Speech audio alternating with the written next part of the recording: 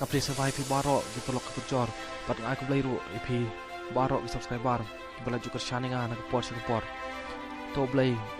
undang ker ku kedok pi berkenang yok kemen upat ke koi ke kia.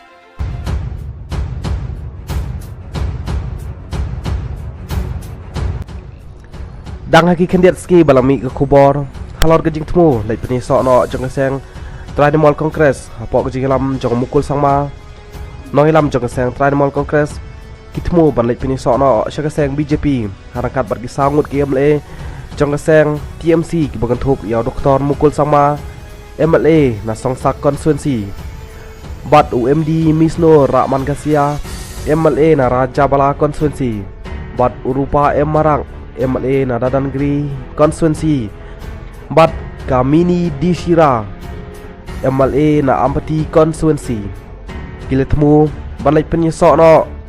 bat keseng BJP like no tang MLA jong kanong thamai konstituensi uba Charles Pongrok ubadairu hakajuk opor Presiden jong katai keseng hakajala kajing temu bat kajing kwa jong doktor mukul sama kalong banyakun ya ke election Lok Sabha arjar arpeu sau na tura konstituensi na ke tiket jong keseng BJP lada katai keseng kamanjur ban ai ke tiket bat kajing keren kadang ya halor katai kepang hapdeng u doktor mukul sama bat kinang lamba kridu jong keseng BJP kumbalong menta ke BJP kadon ya arnut ki MLA ki pakentup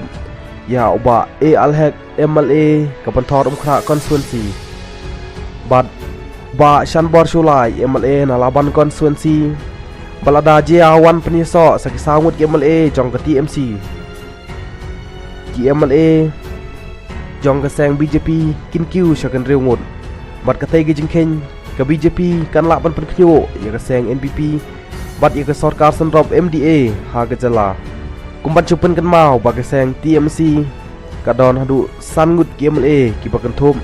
ya ba Charles Pongrom ubajob nanong thamai konstituensi bat Uesor Rahman Gasia MLA na Raja Bala konstituensi bat Urupa M Marhak MLA na Dadan Negeri konstituensi bat Kamini Dishira kebadairu kekun jong doktor mukul sama MLA na Ampati konstituensi bat umukul sama MLA na Songsak konstituensi kublai shibun